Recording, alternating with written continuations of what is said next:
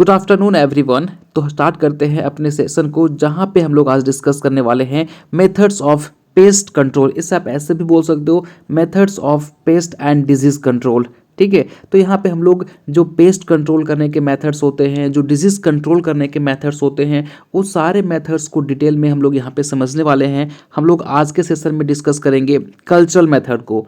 ठीक है, देखिए ये आपके एग्जामिनेशन पॉइंट ऑफ व्यू से इसलिए इंपॉर्टेंट है क्योंकि जब भी आप डिजीज मैनेजमेंट लिखते होंगे तो आपको डायरेक्ट नहीं लिखना है कि रिमूव ऑफ स्टबल्स, ऐसा नहीं करना। आपको वहाँ पे एक एक करके लिखना है। कल्चरल मेथड लिखने हैं, आपको फिजिकल लिखने हैं, आपको लेजिस्लेटिव मेथड लिखना है, केमिकल मेथड लिखना है, बायोलॉजिकल मेथड लिखना है। तो सारे मेथड्स के बारे में आपको पता होना चाहिए। आप किसी भी इंटरव्यू में भी जाएंगे ना तो यहाँ से क्वेश्चन बन जाता है। तो डेफिनेटली आज का सेशन काफ़ी इंपॉर्टेंट है। इनके नोट्स आपको हमारे टेलीग्राम ग्रुप पे शेयर कर दिया जाएगा। लिंक डिस्क्रिप्शन बॉक्स में गिवन है। अगर आपने ज्वाइन नहीं किया है तो जाके ज्वाइन कर लीजिए, और हमारे व्हाट्सएप ग्रुप को भी ज्वाइन कर सकते हैं अपने सेमेस्टर के अकॉर्डिंग। आप जिस भी सेमेस्टर में होंगे उस सेमेस्टर में जाके आप ज्वाइन कर लीजिए। वहाँ भी आपको कुछ बेनिफिट्स मिल जाएंगे। वहाँ पे आपको नोट्स वगैरह भी शेयर कर दिया जाएगा।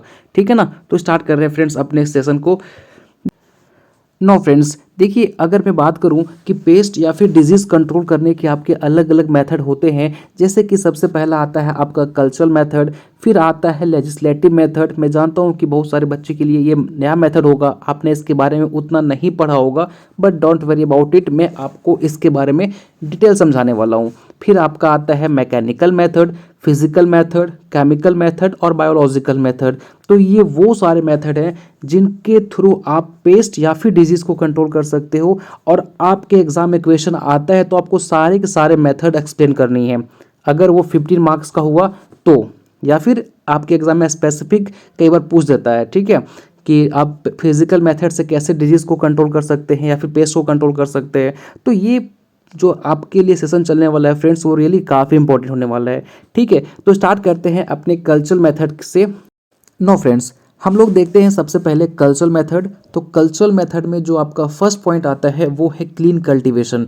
अब क्लीन कल्टीवेशन से आप क्या समझते हो? तो आप सोच रहे होंगे सर कि कल्टीवेशन से पहले कुछ ना कुछ हमें क्लीन करना होगा। बिल्कुल आप सही सोच रहे हो। तो चलिए इसको मैं एक एग्जांपल से समझाने की कोशिश करता हूँ। अगर मैं आपसे पूछूँ कि बताओ मेरे को कि कौन सा ऐसा सीज़न है जिस सीज़न में आपको मैक्सिमम इंसेक्ट सॉइल के ऊपर रेंगते हुए दिखाई पड़ेंगे, तो आप बोलेंगे सर कि समर सीजन में तो दिखाई पड़ते हैं बट उतने ज़्यादा दिखाई नहीं पड़ते। ये मोस्टली आपको जो रेप्टाइल्स वगैरह हो गया तो ये आपको रात के टाइम पे सॉइल के ऊपर रेंगते हुए दिखाई पड़ेंगे, लेकिन बहुत ही कम।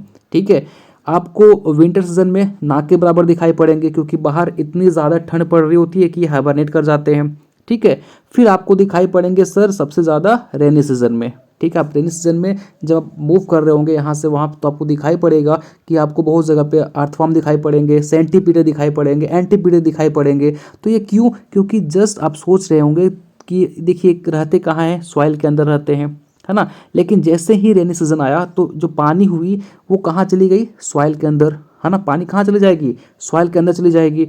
अब जिसके वजह से जो अंदर इंसेक्ट सर्वाइव कर रहे होंगे वो अल्टीमेटली बाहर आ जाएंगे। तो इसके कारण आपको रेनी सीजन के अंदर मैक्सिमम इंसेक्ट दिखाई पड़ते हैं सॉइल के ऊपर, है ना। समझ में आया? तो हम लोग इसी प्रिंसिपल को यूज़ करते हैं अपने कल्चरल मेथड में, जिसका नाम है आपका क्लीन कल्टीवेशन। तो यहाँ पे हम लोग क्या करेंगे, जैसे सपोज ये आपका फील्ड है तो बिफोर कल्टीवेशन ऑफ क्रॉप हम पूरे फील्ड में पानी भर देते हैं, है ना। अब पूरे फील्ड में पानी भर दोगे तो क्या होगा कि इसके अंदर जो इंसेक्ट के एग होंगे, चाहे जो हार्मफुल इंसेक्ट सर्वाइव कर रहा होगा, वो अल्टीमेटली इससे बाहर आ जाएगा और यहाँ से फिर मूव आउट कर जाएगा, है ना। यही होगा ना भाई, क्योंकि आपने इसमें पानी भर दिया। अब उसके जो भी इनके घर होंगे, जो इनके हॉल्स होंगे, उसमें पानी चला गया तो अल्टीमेटली ये बाहर आ जाएंगे, है ना। तो फिर जब आप इसमें क्रॉप कल्टीवेट करोगे तो उस क्रॉप में ये पेस्ट या फिर डिजीज अटैक नहीं कर पाएंगे। ठीक है, समझ में आ गया? तो क्लीन कल्टीवेशन में क्या करते हैं, चलिए ये पॉइंट नंबर 1 था, ये था आपका। नो फ्रेंड्स, तो हम लोग अब क्लीन कल्टीवेशन में और क्या कर सकते हैं। तो सपोज मान के चलिए कि ये आपके क्रॉप हैं, ये भी क्रॉप है जिसको आपने लगा रखा है फील्ड में, है ना, ये भी क्रॉप है। तो आपको दिखाई पड़ा कि ये कुछ ऐसे पार्ट हैं जिसमें इन्फेक्शन हो चुका है ना। तो आप क्या करेंगे, जिस पार्ट में इन्फेक्शन हुआ है उसे आप कट करेंगे और उसे आप जला देंगे या फिर उसे आप डिस्ट्रॉय कर देंगे, तो ही आपका फिर फर्दर इन्फेक्शन रुक जाएगा। अगर आपने ऐसा नहीं किया तो ये फर्दर पूरे पार्ट को अफेक्ट करेगा, धीरे धीरे पूरे फील्ड में अफेक्ट कर देगा, और जिसकी वजह से आपको इकोनॉमिकली काफ़ी लॉस हो जाएंगे, है ना। तो इसलिए हम लोग ये भी कर सकते हैं। और क्या करेंगे फ्रेंड्स, इसके और भी तरीका है। देखिए, एक सबसे इंपॉर्टेंट पॉइंट जहाँ से आपके एग्जाम में क्वेश्चन आते हैं, ऑब्जेक्टिव क्वेश्चन भी आते हैं, वो है पेस्ट का नाम। काफ़ी इंपॉर्टेंट है और इससे बचना फार्मर्स के लिए काफ़ी चैलेंजेस होता है। येलो स्टेम बोरर, ठीक है, ये एक ऐसा पेस्ट है जो कि आपको नाम से पता चल रहा होगा, स्टेम बोरर। दैट मीन्स कि ये स्टेम के अंदर बोर करके कुछ ना कुछ करेगा, है ना, तभी तो नाम पड़ा ना येलो स्टेम बोरर। तो ये क्या करता है फ्रेंड्स, देखिए इसकी अगर मैं बात करूं तो ये मोस्टली नर्सरी को अफेक्ट करता है। कौन सा नर्सरी सर, जहां घास होते हैं? नहीं, जहां पे आप देखे होंगे जब आप पेडी कल्टीवेशन करते हैं तो उससे पहले उसकी नर्सरी तैयार करते हैं। तो ये मान के चलिए छोटा सा फील्ड है जहाँ पे आप नर्सरी तैयार किए हो, है ना, यहाँ पे आपने नर्सरी तैयार किया है। तो अब कई बार क्या होता है कि ये येलो स्टेम बोरर क्या करेगा, नर्सरी में जो आपके छोटे छोटे क्रॉप्स उग रहे हैं जिसको आप सीडलिंग के लिए यूज़ करोगे, तो उसके स्टेम में ये बोर करेंगे और वहाँ पे अंडा दे देंगे, वहाँ पे ये एग लेइंग कर देते हैं, ठीक है। और अगर, क्योंकि आपके पास माइक्रोस्कोप तो है नहीं कि आप देखने जा रहे हो कि करके कि हाँ इसमें येलो स्टेम बोरर अफेक्ट किया है कि नहीं किया है ना। तो फर्दर ये फार्मर्स क्या करते हैं, आपने देखा भी होगा कई बार कि बिफोर ट्रांसप्लांटिंग, है ना, वो क्या करेंगे, ये सीडलिंग के ऊपर वाले पोर्शन को ये कट कर, जैसे मान के चलिए सीडलिंग है ना, ये सीडलिंग है, तो ये ऊपर वाले पोर्शन को ऐसे कट कर देंगे और फिर जाके ये वाले पोर्शन को ये रिमूव कर देंगे और नीचे वाले पोर्शन को फर्दर ये ट्रांसप्लांट कर देंगे, है ना। वो ऐसा क्यों करते हैं फार्मर्स, ताकि अगर येलो स्टेम बोरर इसमें अफेक्ट किया भी हो तो ऊपर वाले पोर्शन पे मोस्टली अफेक्ट करता है और ये फिर वहाँ से निकल जाएगा, आप उसको कट कर देंगे तो, क्लिपिंग कर देंगे तो, समझा। तो ये भी तरीका होता है आपके क्लीन कल्टीवेशन का, है ना, समझ में आ गया। चलिए एक और बात करते हैं हम लोग एक और पेस्ट के बारे में। देखिए ये सब इंपॉर्टेंट चीज़ें हैं, आपको पता होनी चाहिए। एक और पॉइंट आपका क्या है, पेडी गॉल फ्लाई। देखिए पेडी गॉल फ्लाई, तो इसमें क्या होता है, देखिए पेडी गॉल फ्लाई जो है ना मोस्टली ब्रीड करता है कुछ ऐसे ग्रासेस के ऊपर जो आपके वीड्स हैं, जैसे साइनोडोन डेक्टाइलन हो गया आपका, है ना, फिर आपका एक पेनिकम स्पीसीज हो गया, इस पे भी ये सर्वाइव करता है ना। तो हम क्या करेंगे, अगर आपके फील्ड के आसपास जिसमें आपने पेडी कल्टीवेट कर रखा है वहाँ पे ये घास दिखाई पड़ते हैं तो उससे आप रिमूव कर दीजिए। अगर आप इसे रिमूव कर देंगे तो पेडी गॉल फ्लाई वहाँ पे सर्वाइव ही नहीं कर पाएगा, तो ये आपके पेडी को अफेक्ट नहीं कर पाएगा, ठीक है। तो ये भी तरीका होता है, ठीक है। यहाँ तक समझ में आया फ्रेंड। तो ये था बातें कुछ क्लीन कल्टीवेशन के बारे में, जो कि आपका कल्चरल मेथड का पहला पॉइंट है। अब कल्चरल के अंदर ही दूसरा पॉइंट आपका आता है changes in system of cultivation. हम लोग क्या करेंगे, जो कल्टीवेशन का सिस्टम है उसमें कुछ ना कुछ चेंजेस ले आएंगे जिसकी वजह से क्या होगा, आपके पेस्ट कंट्रोल में आ जाएंगे। तो इसके लिए हम लोग सबसे अच्छा जो एग्जाम्पल है वो है बनाना, है ना। तो चलिए थोड़ा सा हम लोग बनाना के बारे में कुछ बातें जान लेते हैं। बनाना की अगर मैं बात करूं, जैसे सपोज ये बनाना का पौधा है ना, तो मोस्टली होता क्या है कि बनाना से अगर हमको फ्रूट लेना है तो आपको पता है कि बनाना अपने लाइफ में केवल एक बार ही फ्रूटिंग करता है।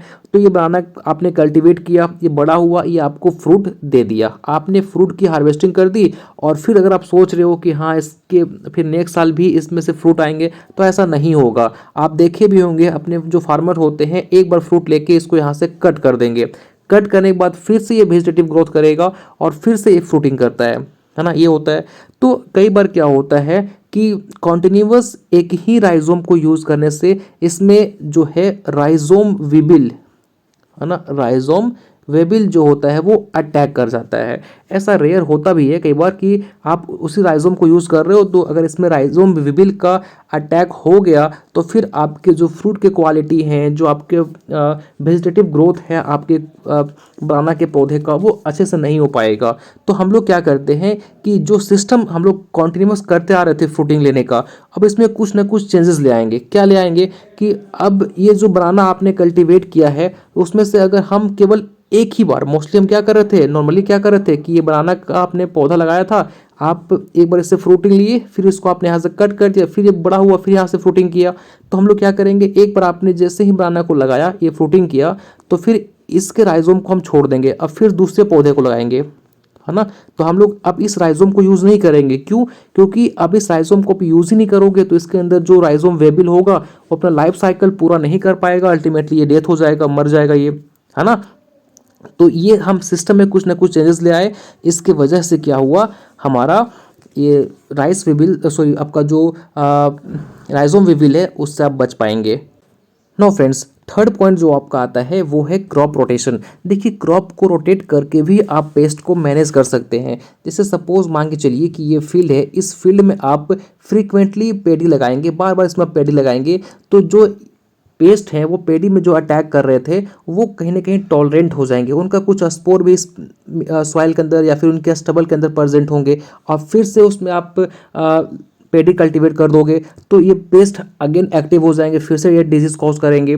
तो हमें हमें क्या करना है कि जो आपका क्रॉपिंग पैटर्न है उसमें चेंजेस लेके आनी है हमें। अगर आप एक बार पेडी लगाए हो, सेकेंड टाइम इसमें आप कुछ लेग्यूमिनस क्रॉप लगा दीजिए, third times oil seed crop लगा दीजिए। तो हम क्या किए, इसके जो क्रॉपिंग पैटर्न है जो उसमें चेंजेस ले आए, हम क्रॉप को रोटेट करते आ रहे हैं। तो इससे क्या होगा कि जो पेडी का पेस्ट होगा वो इसमें अटैक नहीं कर पाएगा, और जो आपका ऑयल सीड वाला पेस्ट होगा वो फिर लेग्यूमिनस में अटैक नहीं कर पाएगा। तो इस टाइप से क्या होता है, हम लोग क्रॉप रोटेट करेंगे तो कहीं ना कहीं पेस्ट से हम बच सकते हैं, उनको कंट्रोल इजीली कर सकते हैं, ठीक है। लेकिन सबसे बड़ा डिसएडवांटेज क्या होता है कि फार्मर को पता ही नहीं होता है कि किन को हम नेक्स्ट क्रॉप में चूज करेंगे। जैसे मान के चलिए कि आप के पास ये फील्ड था, आपने इस फील्ड में लेडी फिंगर लगाया, ठीक है, आपने यहाँ पे लेडी फिंगर लगा लिया, ठीक है। सेकेंड टाइम आप कहीं ना कहीं पढ़ रहे थे कि हाँ क्रॉप प्रोटेक्शन करने से क्या होता है, पेस्ट कंट्रोल होता है। तो आप सेकेंड टाइम क्या किए कि आप जैसे ही लेडी फिंगर हार्वेस्टिंग करी, इसमें आपने कॉटन लगा दिया, तो अब भी आपके पास चांस है कि पेस्ट का अटैक हो सकता है। क्यों? क्योंकि जो पेस्ट लेडी फिंगर पे अटैक करता है वही पेस्ट कॉटन पे भी अटैक करता है। तो आपको बेहतर पता होना चाहिए कि कौन सा क्रॉप नेक्स्ट टाइम हमको चूज करना है क्रॉप रोटेशन में, ठीक है। तो कभी भी लेडी फिंगर के साथ आप कॉटन को क्रॉप रोटेशन में यूज़ नहीं कर सकते, क्योंकि जो पेस्ट आपके लेडी फिंगर पे अटैक करता है वही पेस्ट आपके कॉटन पे भी अटैक कर सकता है, ठीक है। तो इसलिए हम क्या करेंगे कि कुछ ऐसा क्रॉप चूज़ करेंगे, जैसे कि आप चूज़ कर सकते हो, आप सीरियस लगाए उसके बाद आप पल्सेस लगा दीजिए, है ना, दोनों का पेस्ट अलग अलग है, कोई भी दिक्कत नहीं होगा। तो इसलिए हम क्रॉप रोटेशन करके भी पेस्ट को कंट्रोल कर सकते हैं।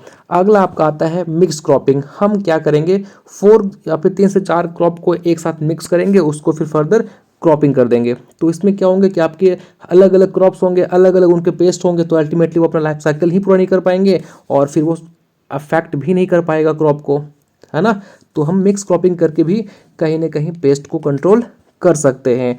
अगला आपका आता है ट्रैप क्रॉप। जैसे कि आप सब मान के चलिए कि यह आपका फील्ड था, आपने इस फील्ड में चिली कल्टीवेट करके रखी है, इसमें आपका चिली लगा हुआ है, ठीक है। तो हम क्या करेंगे, आपके साइड साइड में हम लोग कुछ ऐसे ट्रैप क्रॉप लगा देंगे कि जो पेस्ट है आपका वो अगर अटैक करना चाहे तो वो इस पे अटैक कर ले, हमारे मेन फील्ड पे अटैक ना करे। तो अगर आपने यहाँ पे चिली लगाया है तो साइड में आप यहाँ पे कैस्टर लगा दीजिए, यहाँ पे आप कैस्टर लगा देंगे तो क्या होगा कि ये एज अ ट्रैप की तरह काम करेगा, जाल की तरह काम करेगा। अब जो पेस्ट है वो आपके इस कैस्टर पे अटैक करेगा, आपके इस मेन फील्ड पे जो आपने जहाँ पे आपने चिली लगाया है उसको अटैक नहीं करेगा, ठीक है। तो कुछ ऐसे एग्जाम्पल हैं, उसको आप नोट डाउन कर लीजिए।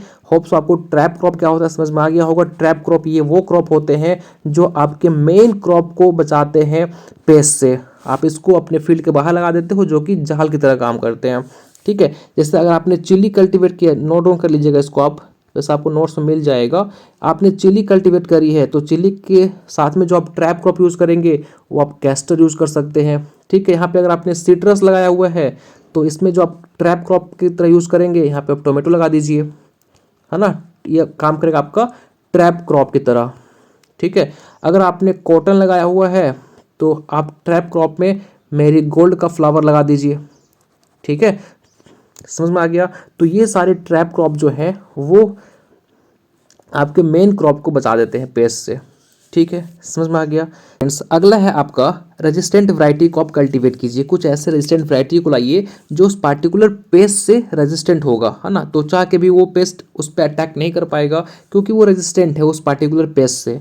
तो चलिए फ्रेंड्स हम लोग कलर चेंज कर लेते हैं ना, एक्चुअली एक ही कलर यूज़ कर करके थोड़ा सा अजीब लगने लगा है। तो बात करूँ रेजिस्टेंट वैरायटी की, तो देखिए हर एक क्रॉप के अंदर कुछ ना कुछ रेजिस्टेंट वैरायटी होते हैं। मैं एग्जांपल लेके चलता हूँ पेडी की, है ना। पेडी की अगर बात करूँ तो जो कुछ आपके रेजिस्टेंट वैरायटी हैं जैसे कि GEB24 हो गया, चाहे MTV5249 हो गया, ये जो वैरायटी है वो रेजिस्टेंट है आपके ब्राउन प्लांट हॉपर, है ना। ब्राउन प्लांट हॉपर जो है वो चाह कर भी ये वैरायटी पे अटैक नहीं कर सकता क्योंकि ये रेजिस्टेंट हो चुका है, रेजिस्टेंट बनाया गया है। ठीक है, अगला एक आपको मैं बताया था येलो स्टेम बोरर, है ना। तो इससे भी एक रेजिस्टेंट वैरायटी है जैसे कि आपका TKM6 जो है वो येलो स्टेम बोरर से रेजिस्टेंट वैरायटी है। तो आप रेजिस्टेंट वैरायटी को भी कल्टीवेट करके इस पेस्ट से छुटकारा पा सकते हैं। ठीक है, आगे बात करते हैं फ्रेंड्स। आपका आता है एलिवेज। एलिवेज क्या होता है, देखिए अगर बात इसको बहुत लोग एलिवे भी पढ़ता है, तो ये होता क्या है, हम लोग इसमें देखिए मोस्टली क्या प्रिंसिपल यूज़ करते हैं। जैसे सपोज ये फील्ड है आपका, है ना। आपने क्या किया, यहाँ तक आपने यहाँ पे आपने पेड़ी लगाया हुआ है। ठीक है, यहाँ पे आपने पेड़ी लगा दिया, फिर कुछ स्पेस हम छोड़ देंगे, फिर यहाँ पे हम क्या करेंगे, पेड़ी लगाएंगे, है ना। फिर कुछ स्पेस छोड़ेंगे, फिर यहाँ पे हम पेड़ी लगा देंगे। तो अब क्या कर रहे हो, ये रो 1 में आपने पेड़ी लगाया, रो 2 में आपने पेड़ी लगाया, रो 3 में आपने पेड़ी लगाया और बीच में आपने कुछ स्पेस को छोड़ दिया। ठीक है, तो ये स्पेस को ही हम क्या बोलते हैं, एले बोलते हैं, है ना। अब क्या होगा, सपोज कि रो 1 में कोई पेस्ट अटैक कर दिया है, तो अब ये चाह कर भी ये रो 2 में नहीं जा सकता, बीच में गैप है वो इसी में गिर के मर जाएगा। ठीक है, रो 2 में ये नहीं जा पाएगा। तो इसलिए हम क्या करते हैं, बीच में कुछ स्पेस छोड़ देते हैं जिसको हम एलए के नाम से जान रहे हैं, जिसमें क्या होगा कि अगर रो 1 में किसी पेस्ट का अटैक हो गया है तो वो चाह के भी रो 2 में अटैक नहीं कर पाएगा क्योंकि बीच में गैप छोड़ दिया आपने, ये इस पर जंप करके यहाँ गिर के इसी में ये मर जाएगा। ठीक है, समझ में आया। तो इस टाइप से भी आप पेस्ट को कंट्रोल कर सकते हैं। अगला आपका आता है ट्रिमिंग फील्ड बंड। तो यहाँ पे क्या करते हैं, जैसे सपोज ये आपका फील्ड है, यहाँ पे आपके बंड बने हुए हैं, है ना। अब इस बंड पे ऐसा नहीं होना चाहिए कि आपके बहुत लंबे लंबे बड़े बड़े घास हैं, आप यहाँ पे खूबसूरत से यहाँ पे आप क्रॉप कल्टीवेट कर रहे हो, तो ऐसा नहीं हो सकता। आप ऐसा करोगे भी तो इस ग्रास जो आपके यहाँ पे बहुत आपके बंड के ऊपर बहुत बड़े बड़े घास हो गए हैं, तो इसमें बहुत सारे पेस्ट होंगे जो कि छुपे हुए होंगे, जैसे आपने इसमें क्रॉप लगाएंगे तो ये इस पर अटैक कर देंगे। तो इसलिए हमको इस बंड पे जो ग्रासेस हैं, जो आपके वीड्स हैं, उसको प्रॉपर ट्रिमिंग करते रहना है।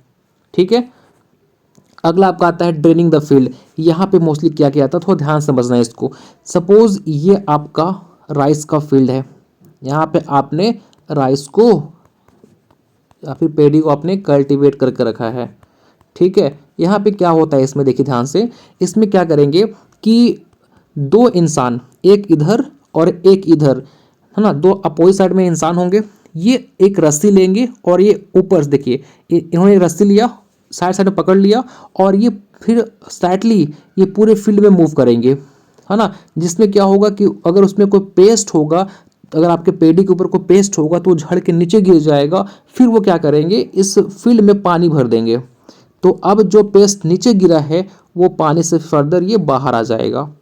ठीक है, तो ये बोल रहा है ड्रेनिंग द फील्ड। आप फील्ड को ड्रेन कीजिए, है ना, बट ड्रेन करने से पहले उसके आप रस्सी से प्लांट को थोड़ा सा हिला लीजिए। अब ज़्यादा नहीं हिलाना ताकि आपका ग्रेन ही गिर जाए, ऐसा नहीं करना है। ठीक है, हल्का सा बस उसको आपको टच करते हुए चलना है। ठीक है, समझ में आ गया। तो होप सो गाइज आपको कल्चरल मेथड समझ में आया होगा। हम लोग कल्चरल मेथड को डिटेल में समझे और आपको एग्जाम में ऐसे ही लिखना है। अगर कल्चरल मेथड पूछता है तो उसमें जितने पॉइंट मैंने आपको बताए ऊपर लिखना है आपको कल्चरल मेथड, और उसके अंदर जितना पॉइंट है उसको स्लाइटली आपको एक्सप्लेन करनी है। ठीक है, तो आपको फुल मार्क्स मिलेंगे, इसकी गारंटी मैं देता हूँ आपको। और इनके नोट्स आप डेफिनेटली डाउनलोड करके पढ़िएगा ज़रूर। फिर भी मैं जितना हो सकता है आपको सरल तरीके से समझाने की कोशिश करा। फिर भी मन में कोई डाउट है, कोई ऐसा क्वेश्चन जो आप मैं कवर नहीं कर सका, तो आप डेफिनेटली हमारे व्हाट्सएप ग्रुप पे पूछ सकते हो, कमेंट सेक्शन में पूछ सकते हो, मैं आपको रिप्लाई कर दूंगा। ठीक है, तो मिलते हैं नेक्स्ट मेथड में। होप सो आपको आज का सेशन मज़ा आया होगा। तो thank you so much guys.